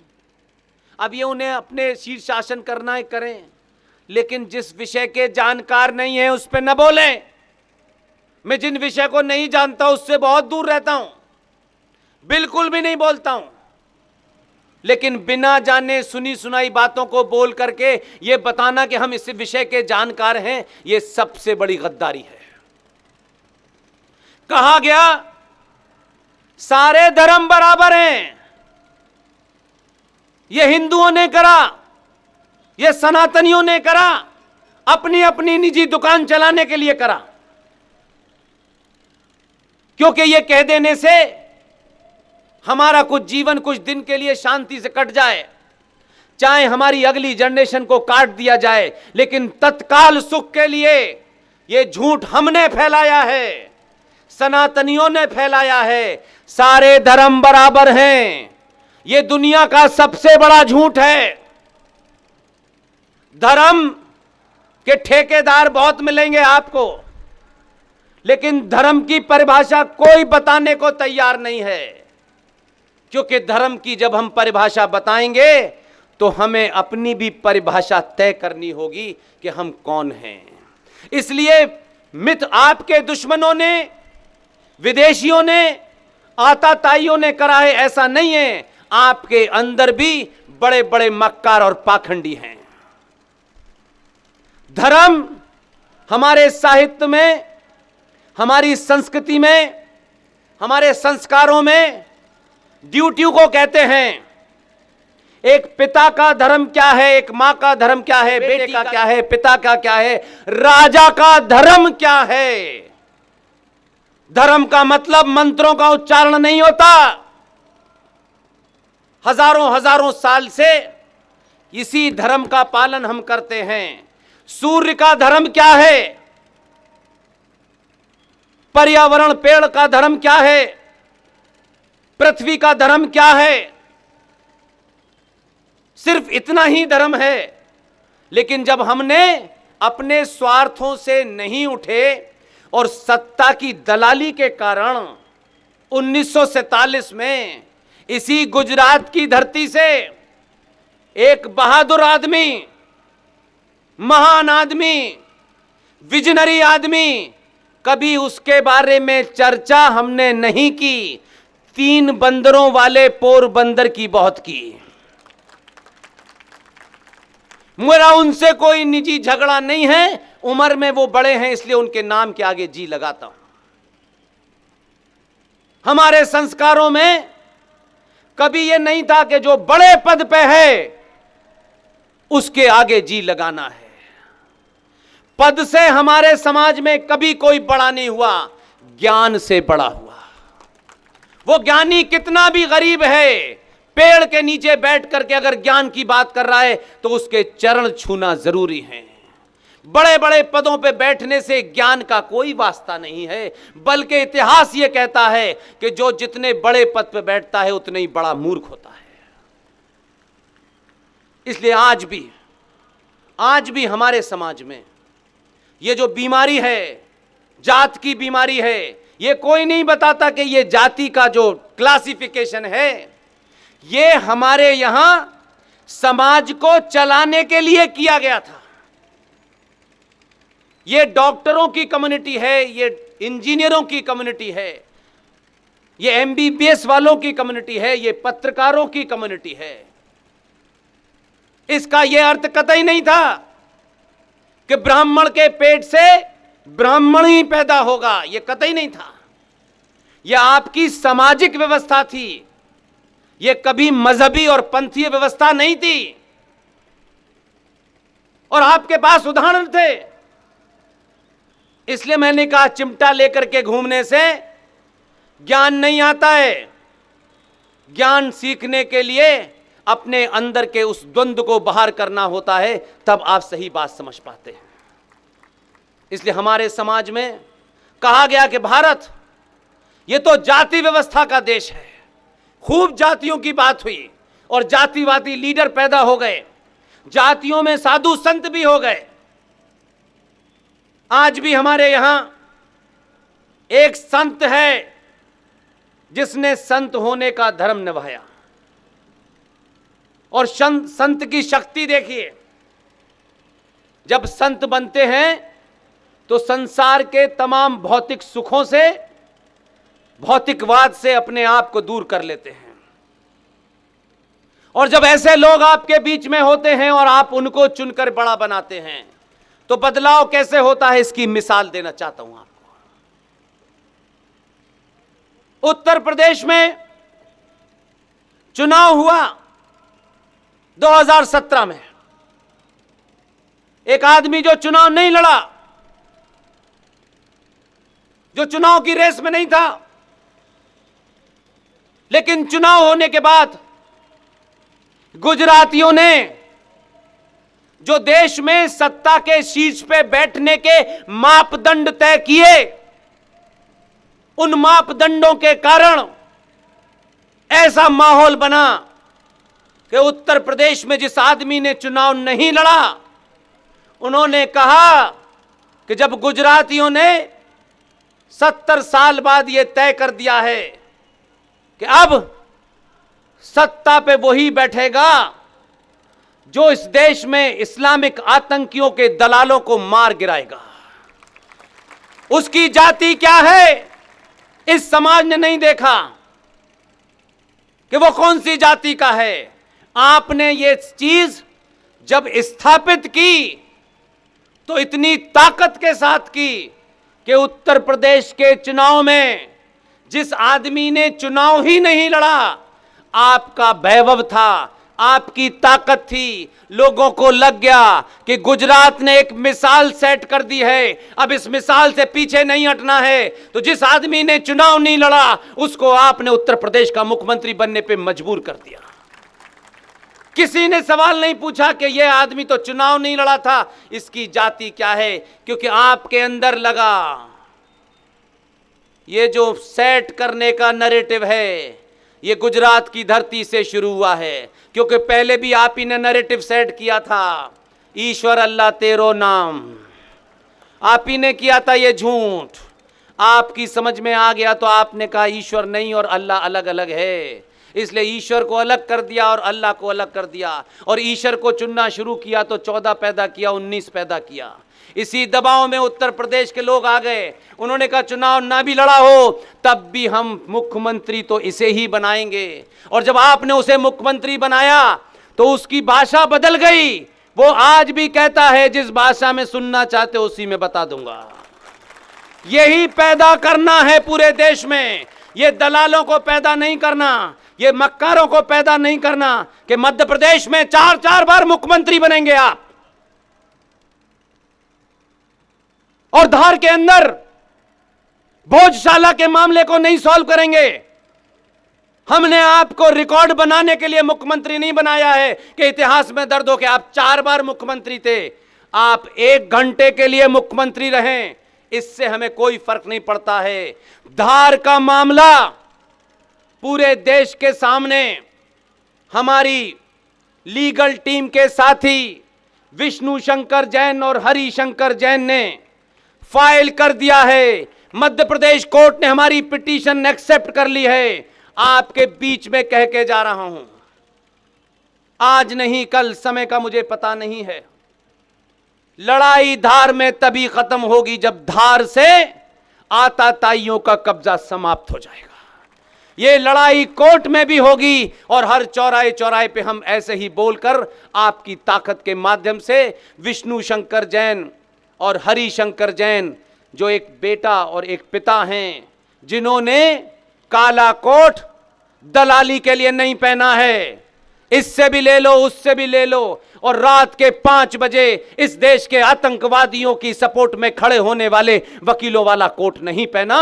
उन्होंने कसम खाई है कि इस राष्ट्र को बचाने के लिए जो भी मामला सामने आएगा हम बगैर पैसे के लड़ेंगे।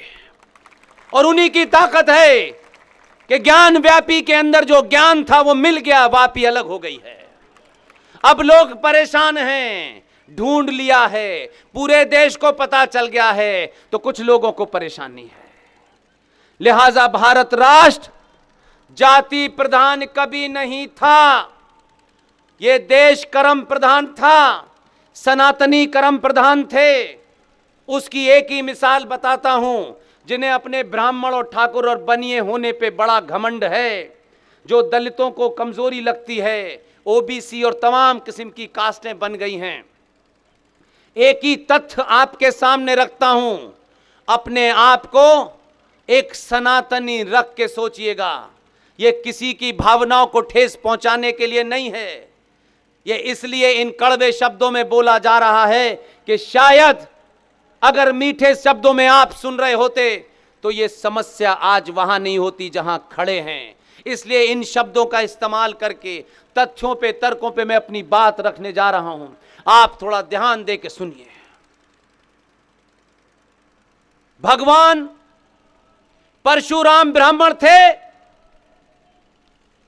रावण ब्राह्मण था, हां या नहीं?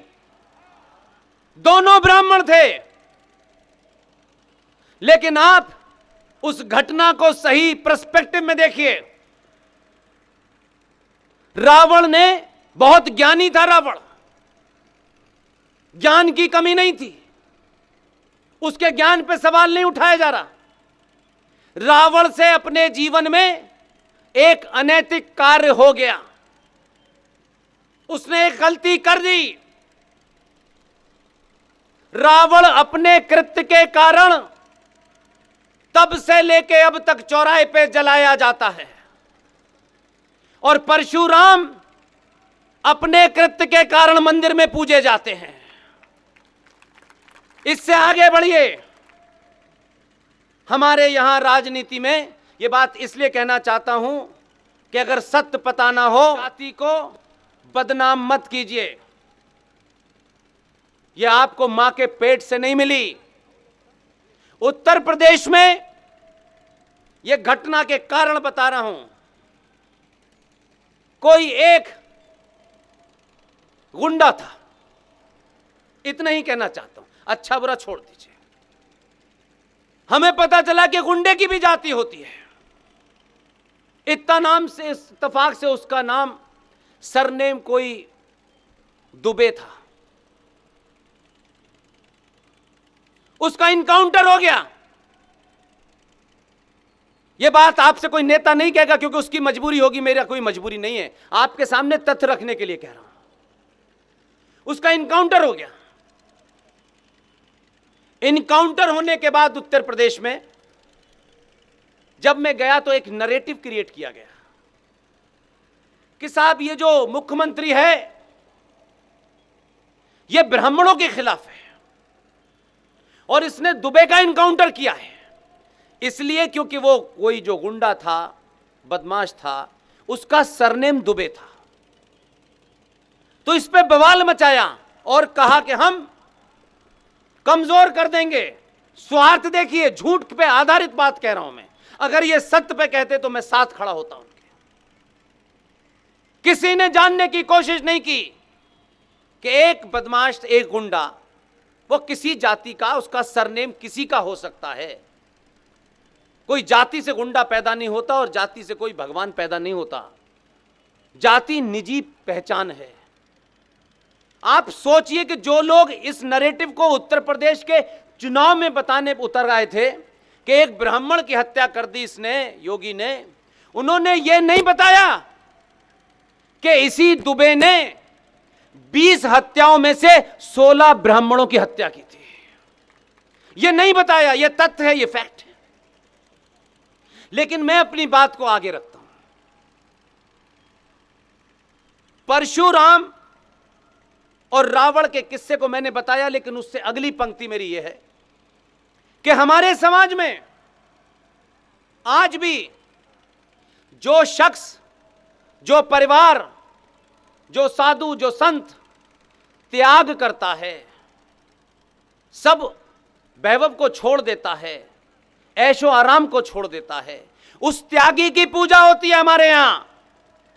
हम त्याग करने वाले को बड़ा मानते हैं, पैसे वाले को नहीं मानते। इसलिए हमारे यहां टाटा बिरला की मूर्ति कभी नहीं लगी, त्यागियों की लगी है। और अपनी बात को आगे बढ़ाने के लिए कहता हूं, भगवान राम क्षत्रिय थे, लेकिन भगवान राम जब रावण का वध करते हैं, उस बुराई का वध करते हैं, तब भगवान राम एक ब्राह्मण का वध नहीं कर रहे, उस ब्राह्मण के अंदर आई हुई उस बुराई का वध करते हैं। तो उनके ऊपर भगवान राम पे कभी आरोप नहीं लगा कि भगवान राम ने एक ब्राह्मण का वध किया। आज तक इतिहास में कभी यह बात किसी ने नहीं कही। और जिस ब्राह्मण पे सवाल उठाए जाते हैं उसका चरित्र देखिए। वही ब्राह्मण जिस भगवान राम ने रावण रूपी एक आदमी का वध किया, वो इत्तेफाक से ब्राह्मण था। वही ब्राह्मण मंदिर में बैठ करके भगवान राम की पूजा करता है। इसलिए हमारे यहां जाति से कभी देश नहीं चला था, कर्म से चला था। इसलिए एक वाक्य ये परशुराम का है जो शुद्ध 24 कोटि के ब्राह्मण थे। ये नहीं बताया कथाकारों ने, ये परशुराम का कहना था। जन्म जायते शूद्र, मनुष्य जन्म से शूद्र होता है, अपने कर्मों से ब्राह्मण, क्षत्रिय, वैश्य, शूद्र बनता है। इसलिए यह कोई नहीं बताता है कि पटना का सबसे बड़ा मंदिर, ये बातें इसलिए बतानी पड़ रही हैं कि जिन्हों को बताना चाहिए था, जो त्याग का ठेका लेकर के मोहल्ले मोहल्ले घूम रहे हैं, उनका स्वार्थ है कि ये सच नहीं बताएंगे। पटना के सबसे बड़े मंदिर का महंत कौन है? किसी ने उसकी जाति पूछी? आज तक नहीं पूछी। ये हिम्मत नहीं है, नेताओं में नहीं है, समझ में आता है, लेकिन इस समाज में तो बड़े सारे महान लोग घूम रहे हैं, महानता का सर्टिफिकेट लेके घूम रहे हैं। पटना के उस मंदिर का सबसे बड़े पुजारी की मां के पेट की जाति दलित है, लेकिन आज तक किसी ब्राह्मण ने यह सवाल उठाया हो कि हम इसके हाथ का प्रसाद दे लेंगे? किसी ने सवाल नहीं उठाया। यह आपके समाज में मिसालें हैं, कहीं दूर नहीं खोजनी है आपको, आज भी आपके बीच में हैं। इस देश में राष्ट्रपति एक दलित है, प्रधानमंत्री एक ओबीसी है, तब भी कुछ दलितों के झूठे मक्कार नेता कहते हैं कि हमारा सत्ता में भागीदारी नहीं है। सत्ता में भागीदारी जाति के नाम पर नहीं मिलती, कर्म के नाम पर मिलती है। जिनकी जाति ढूंढ रहे हो, उन्होंने 2002 में अपनी जाति बता करके जिहादियों को नहीं निपटाया था। उसमें कौन कौन आए थे, किस किस को मारा था, यह पता नहीं है। इसलिए यह देश एक ऐसे दौर से गुजर रहा है, जो युद्ध आपको दिख नहीं रहा है। वो आर एस सिंह, जीडी, सुशील पंडित, ललित अंबरदार, अंकुर शर्मा, प्रोफेसर कपिल कुमार, जय साईं दीपक, नीरज अत्री, इन सबको दिखाई दे रहा है। इन सब लोगों ने अपना कैरियर छोड़ दिया है। जिसके पास जो ताकत है, उस ताकत से उस बात को आप तक पहुंचाना चाहते हैं, वो कभी आपके पास किसी किस्म की कोई चीज मांगने नहीं आएंगे। ये पागल लोग नहीं हैं। अत्री साहब फिजिक्स के बेहतरीन टीचर थे, नौकरी छोड़ दी है और इस्लामिक जिहाद के बारे में क्या क्या लिखा है वो सब समझा रहे हैं। प्रोफेसर रंगनाथन, साउथ से चलने वाला आदमी, अंग्रेजी डिबेट पे जिहादियों के कपड़े उतार देता है। आप इन लोगों को अपना योद्धा नहीं मानते। यही असली योद्धा हैं, जिसके कारण आज पूरे देश में एक जागृति पैदा हुई है। एक साइलेंट युद्ध चल रहा है जो दिख नहीं रहा है। हम घटना होने के बाद तय करते हैं, अच्छा ऐसा हो गया। अफसोस है कि जिस समाज ने दुनिया को ज्ञान दिया, वो समाज अपने लालच के कारण इतना कायर हो गया कि बाबर ने क्या किया, औरंगजेब ने क्या किया, उनकी नाजायज औलादें आज क्या कर रही हैं। और मैंने तो सुना है कि आपके पड़ोस के एक राज्य में एक पागल है हैदराबाद में, उसे दौरा पड़ता है बीच बीच में, उसके दौरे का इलाज हो रहा है। और दौरा इसलिए पड़ रहा है कि आपको उसका पता चल गया है। और ये जो पाखंडी कश्मीर में थे, इनके भी अब्बा का आपने पता कर लिया है। वो कहता है हमारा नाम फारूक अब्दुल्ला था। जब पत्री निकाली तो पता चला कि 1722 में ये मक्कार तो कौल का लड़का था। और जब आपने उस लालच से बाहर निकले और अपने होने पे गर्व किया और किसी शत्रु से अपनी बात को अनुमोदन करने न करने की चिंता से बाहर निकले, तो अभी अभी लेटेस्ट एक साहब हैं, अजीबोगरीब नाम है उनका, गुलाम नबी आजाद। अब किसके गुलाम हैं और किससे आजाद है ये पता नहीं चला। उनको भी अभी अभी पता चला है। 19 जब हो गया तो बहुत लोगों को यह लगा कि अपने पूर्वजों को ढूंढ लें इससे पहले कि ये हमें बदलवा दे गोत्र हमारा। उन्होंने भी कहा कि नहीं, मेरे पूर्वज भी ब्राह्मण थे। इसलिए सनातनियों को 100 साल कम से कम अपने होने पे गर्व करें, अपने पूर्वजों पे गर्व करें, अपनी खोई हुई आस्थाओं और परंपराओं की जगह को लड़के लें, भीख में न लें। ये टेलीविजन पे बैठने वाले 4 कौड़ी के लोग अपना आप को महान दिखाने के लिए 95 करोड़ सनातनी के बिहाफ पे कहते हैं, अरे मुसलमान भाइयों, हम तो 3 मंदिर मांग रहे हैं, आप ये दे देंगे तो भाईचारा। उसको किसने ये दी अथॉरिटी कि तू इन जिहादियों के सामने भीख मांग कि हमारे 3 मंदिर दे दो, भाईचारा होगा? कोई भाईचारा नहीं होगा जब तक 30,000 नहीं लिए जाएंगे। ये 30,000 लेने के लिए लड़ाई लड़ते रहेंगे, कोर्ट में भी लड़ेंगे, पोरबंदर में भी लड़ेंगे और दुनिया के हर कोने में लड़ेंगे। जो लोग भीख में मिली हुई चीज को मान लेते हैं, उनका पुरुषार्थ समाप्त हो जाता है। वो समाज सिर्फ भीख के अंदर 2 रुपए किलो चावल और 1 महीने के बिजली के बिल पे ऊपर सरकारों में बिक जाता है। इस समाज में इस जागृति को 10 पैसे में मत भेजिए। ये मान के चलिए, इस युद्ध में अपनी भूमिका तय करिए और अपना सिर्फ काम चुपके से करिए।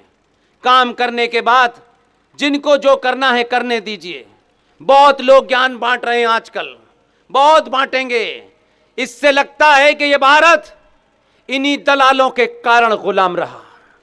आपके बीच में से लोगों ने उठ करके नई नई कहानियां शुरू कर दी हैं, क्योंकि उनके सुविधाओं में कहीं थोड़ी सी तकलीफ ना हो जाए। अगर यह समाज जाग गया तो हमसे सवाल पूछेगा, लिहाजा इसको जगाओ मत, और जो जगा रहे हैं उनके बारे में अनर गलर बातें करो।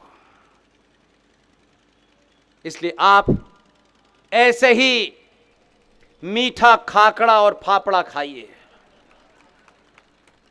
आप इतने महान लोग हैं कि आपके खाने के नामों से ही डर लगता है।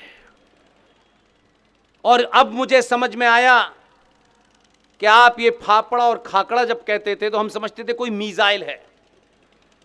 लेकिन अगर आप ये खाकड़ा और फाफड़ा न बनाते, मीठा खाना न खाते, और आपके ऊपर ये आरोप जो लगता है, अब समझ में आया। मूर्ख लोग आप पे आरोप लगाते हैं। मैं कहता हूं जो कर रहे हैं उसे छोड़िए मत। अगर आप पैसा न कमाते तो राफेल नहीं आता। बातें करना बहुत अच्छी लगता है, राफेल के लिए पैसा चाहिए होता है। मंत्र पढ़ने से राफेल नहीं आता। इसलिए आप अपना कर्तव्य निभाते रहिए। एक ही अंतिम बात कह रहा हूं, फिर चौड़े से सबके सामने कह रहा हूं, मुझे कोई गलत न समझे और कहीं कोई गलत फहमी जो पैदा की जा रही हो इधर से उधर, उसको भी साफ कर देना चाहता हूं। इस दौर में और इस वक्त जो राष्ट्र के सामने चुनौतियां हैं, इन चुनौतियों के बारे में ऐसे लोग मौजूद हैं जो राज्य भी चला रहे हैं और उन चुनौतियों को भी ठीक कर रहे हैं। इसलिए जरूरी नहीं है कि 5 साल 10 साल में 700 साल की बीमारी दूर हो जाए। इसलिए मैं एक ही बात कहता हूं, आपकी जाति क्या है, आप करोड़पति हैं, गरीब हैं, अमीर हैं, केवट हैं, ब्राह्मण हैं, ठाकुर हैं, जो भी हैं, ये जाति आपकी निजी पहचान है। ये घर की चौखट के अंदर तक रहनी चाहिए। किसका गोत्र क्या है, किसका गोत्र नहीं है, आपको अपनी बेटी बेटे की शादी किस गोत्र में करनी है, यह आपका निजी मामला है। पूरे 5 साल तक इस गोत्र की चिंता कीजिए, इस जाति की चिंता कीजिए, लेकिन 5 साल में एक बार, एक दिन, जिस दिन वोट डालने जाएं, उस दिन सनातनी होकर वोट डालिए।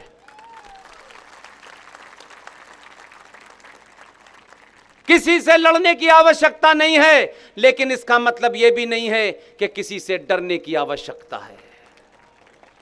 डर का समय चला गया। जिन्होंने डराया था वो कहते हैं अब हमें डर लग रहा है।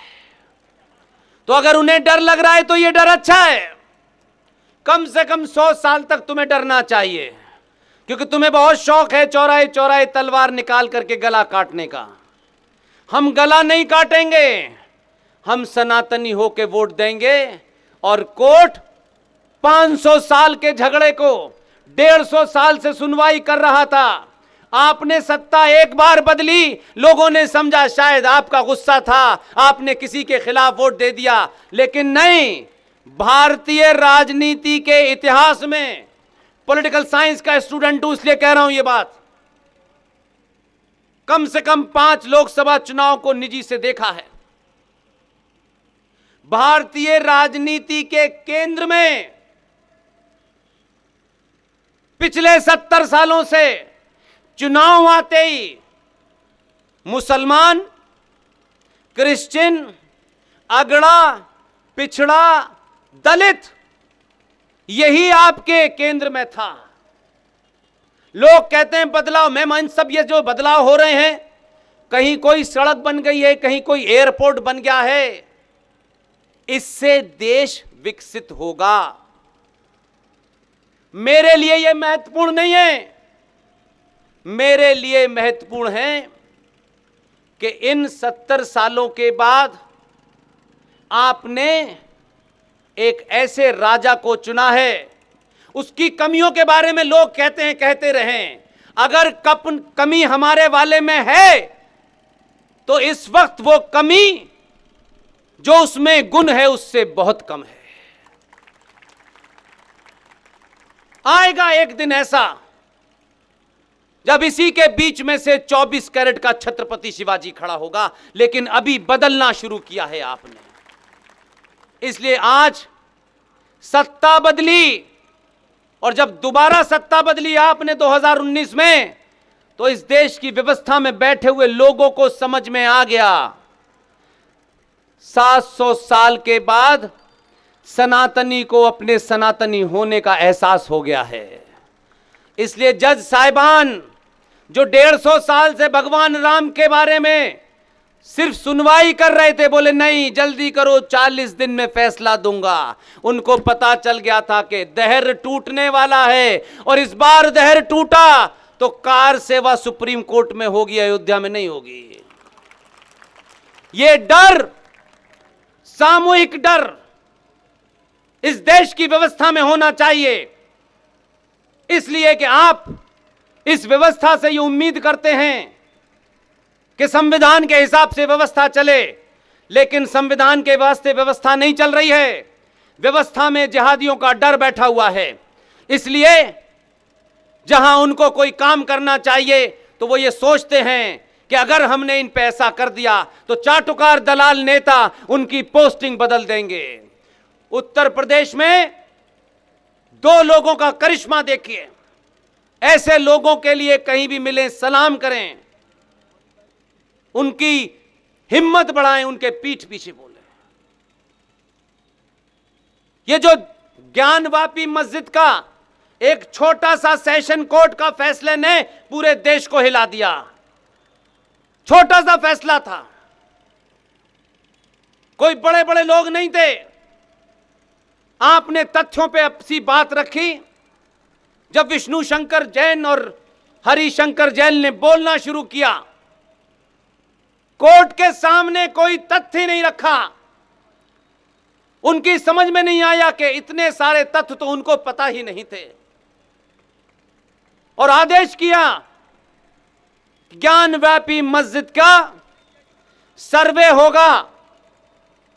उस सर्वे के अंदर, जिसे वो वजूखाना कहते हैं, यह दुर्भाग्य की बात है जो हमसे भाईचारा कहते हैं, वही लोग भगवान शिव के ऊपर पिछले 450 साल से थूक रहे थे, अपने पैरों को धो रहे थे। वो हमसे कहते हैं भाईचारा होगा। विष्णु शंकर जैन ने अपने तर्कों पे जब रखा तो जज साहिबान रवि कुमार दिवाकर साहब ने फैसला दिया कि इसका सर्वे किया जाए। तो जिहादियों ने डरा दिया कि सर्वे नहीं होने देंगे। जहां 50 लोगों के नमाज पढ़ने की जगह थी, वहां 500-700 लोग पहुंच गए। व्यवस्था में बैठे लोगों ने दूसरे दिन आदेश दिया डिस्ट्रिक्ट मजिस्ट्रेट को कि आप धारा 144 लगाइए, पुलिस का बल प्रयोग कीजिए, और अगर कोई भी उस धारा का निषेध करे तो जो आईपीसी के तहत लाठी चार्ज या गोली चलाने का आदेश है उसका पालन करें, और किसी को भी कानून को अपने हाथ में न लेने दें। कोर्ट के आदेश के तहत उस वजू खाने, जिसको वो वजू खाना कहते हैं, जहां वो महादेव पे थूक रहे थे 700 सालों से, उसका सर्वे करें, उसकी वीडियो, और कोई भी इसमें अड़ंगा डाले उसके साथ सख्ती से पेश आए। इतना आदेश था। तो जो कहते थे कि हम अल्लाह से डरते हैं, किसी से डरते नहीं हैं, वो आए नहीं नमाज पढ़ने। एक आदेश, एक सेशन कोर्ट के छोटे से जज का आदेश, क्योंकि कन्विक्शन था उसकी बात में, वो किसी पार्टी, किसी संगठन से जुड़ा नहीं था, उसने तथ्यों पे आदेश दिया। वीडियोग्राफी में पता चल गया कि ये 70 साल से जो नंदी 450 साल से बाबा विश्वनाथ के सामने बैठा हुआ था, उस नंदी की आंखों में पिछले 700-800 सालों से आप सब लोग काशी गए होंगे, पूजा करके आए होंगे, लेकिन आपको नहीं पता कि जहां बाबा विश्वनाथ का मंदिर है वो असली मंदिर नहीं है। वो महाराष्ट्र की एक बेटी, जिनकी बहुत कम उम्र में शादी हो गई थी, जो इंदौर की रानी बनी, महारानी अहिल्याबाई होलकर ने, उनको जो मुंह दिखाई में पैसा मिला था, उस पैसे से बनारस में बाबा विश्वनाथ का मंदिर बनाया था। कहां मराठा, कहां मध्य प्रदेश, कहां बनारस। असली जड़ जो शास्त्रों के हिसाब से बनी हुई है, जो हमारी परंपराओं के हिसाब से बनी हुई है, ये जो शिवलिंग मिला है, ये बाबा की नाक के सीध में है, यही शिवलिंग है। और एक आदेश देने के बाद फिल्म बन गई, पब्लिक में आ गई। 4 जुलाई को इसकी सुनवाई है। आप सबसे इसलिए कह रहा हूं, अनेक अनेक किस्म की ताकतें अपने छोटे छोटे मंसूबों के लिए, छोटे छोटे स्वार्थों के लिए, बड़े बड़े लोगों की दुकानें चलाने के लिए, कोई कहीं इस लड़ाई को कमजोर कोई भी करे, उसको बर्दाश्त नहीं करना है। आप सब लोग जगह जगह जब भी मिलें, आप इसमें एक बड़ा काम कर सकते हैं, जो बहुत आसान काम है, और गुजरातियों को उसमें इसलिए पार्टिसिपेट करना चाहिए कि गुजरात के लोगों के ऊपर, और गुजरात से 2 लोगों के भेजे हुए जो लोग हैं, उनके ऊपर आपका अधिकार पहला है। उन्हीं ने बाबा विश्वनाथ जो गलियों में थे, जो औरंगजेब ने तोड़ करके कहीं और रख दिए थे, और एक मस्जिद नुमा कचरा खड़ा कर दिया था, उसका जो जीर्णोद्धार किया है, आप सब लोग जो भी जहां है, अपने 5 दोस्तों से कहिएगा, हम गुजरात से, उत्तर प्रदेश से, मध्य प्रदेश से, जहां जहां यह आवाज जाए, कौन क्या कर रहा है, कौन क्या नहीं कर रहा है, इसकी चिंता मत कीजिए। आपके आदमी ने बाबा विश्वनाथ का जो मंदिर का जीर्णोद्धार किया है, अगर आप देखेंगे तो आपको लगेगा कि यह कैसे हो गया। यह चमत्कार गुजरातियों ने किया है। इतना विशाल मंदिर बना है, जहां 10 लोग नहीं खड़े हो सकते, वहां 10,000 लोग एक साथ बैठ सकते हैं। आप 100-100, 500-500 पूरे देश के लोगों से कह रहा हूं, कानूनी लड़ाई अपनी जगह है। कानून सिर्फ तर्कों पे चलता है, राष्ट्र आस्थाओं पे चलता है। अपने शहर से, अपने दोस्तों से, गुजरात में, मध्य प्रदेश में, राजस्थान में, जो जहां है, अगले 1 साल तक लगातार 100-100, 500-500, हजारों की गिनती में हर शहर से लोग बाबा विश्वनाथ की नगरी में दर्शन करने जाएं। दर्शन भी करें और ये जो गान व्यापी है उसके बाहर खड़े होकर के पूजा करें, ताकि ये दंगाई जिहादी वहां वजू करना बंद कर दें। इस एक मूवमेंट बनाइए, एक आंदोलन बनाइए। इसमें किसी को गाली नहीं देनी है। सारे लोग अयोध्या पहुंचे, बनारस पहुंचे। आप अयोध्या नहीं जाते और 1992 नहीं होता तो ये मंदिर नहीं बन पाता। आपकी ताकत के कारण बना है। सरकारें, सत्ताएं, व्यवस्थाएं आपके कारण झुकी हैं। इसको बनाए रखें और आप ये प्रण करें कि जब आप इस धरती से जाएं तो अपने बच्चों को कम से कम 50 साल के लिए सुरक्षित करके जाएं। तब तो आपके जीने का मकसद है। ना आपकी गाड़ियां, ना बड़ा मकान, ना करोड़ों रुपया, ना बैंक बैलेंस, ये हीरे जवाहरात आपके बच्चों को नहीं बचा सकता। इनको बचाने के लिए ये लड़ाई 500 साल तक लड़ती रहना है। और एक एक जगह जो भारत राष्ट्र में इन जिहादियों ने अपवित्र की है उसको पवित्र करना है और इनको बैठने नहीं देना है। ये बैठेंगे, खुराफात करेंगे, इनको पंजों के बल खड़े रखना है। इसलिए आप इतनी बड़ी संख्या में, मैं ये बात सिर्फ कहने के लिए नहीं कह रहा हूं। नेताजी होते तो बहुत सारी बातें कहते। नेताओं का दौर है इस वक्त, आएंगे जाएंगे, उनका काम है, वो अपना काम करें। मैं इसलिए बार बार कहता हूं, इस बदलाव को मैं अपनी आंखों से देख रहा हूं। आज नेताओं के पास भीड़ नहीं जाती, भीड़ लाई जाती है कि दोपहर का खाना भी मिलेगा, शाम का भी मिलेगा। आपने यहां आकर के कल जूनागढ़ जाना है। अभी जिन जिन दौरों से आया हूं, इतने ही लोग थे रात के 2-2 बजे तक। मैं आपको कुछ दे नहीं सकता, लेकिन आपके अंदर एक भाव ऐसा पैदा करना चाहता हूं कि आपने बहुत सारी चीजें गलत समझ ली हैं और अपनी सोई हुई शक्ति को आपको जागृत करना है। जिस दिन भी 95 करोड़ सनातनी एक आवाज में तय करेंगे, आज रात के 12 बजे से सुबह ये देश, ये राष्ट्र हिंदू राष्ट्र है। इस हिंदू राष्ट्र के से दुश्मनी रखने वाले लोग अपने अपने बिल में घुस जाएंगे। कह के तो देखिए एक बार अपने उससे, तबीयत से कहिए, डर के मत कहिए। हिंदू राष्ट्र का यह मतलब नहीं है कि उसमें कोई भी दूसरा नहीं रहेगा। दूसरे की अपनी निजी पहचान रहेगी, लेकिन भारत की पहचान सनातनी हिंदू है, हिंदू रहेगी। उसके अलावा यहां दूसरा कोई कानून नहीं चलेगा और आपकी बकवास नहीं चलने वाली कि आप हर 2-2 मिनट बाद देश की सत्ताओं को डराएंगे कि हमारी भावनाएं आहत हो रही हैं। आपकी भावनाएं निजी हो सकती हैं। भारत राष्ट्र पहले भी हिंदू राष्ट्र था। कुछ लोगों को लगता है ये हिंदू राष्ट्र आज की डेट में, किसी ने कहा है ये छत्रपति शिवाजी महाराज के समय से है। हिंदवी की बात शिवाजी ने कही थी, हिंदू राष्ट्र की बात तब उठी थी। आप भूल गए क्योंकि अब आप शिवाजी को नहीं पढ़ते, आप कायरों को पढ़ते हैं।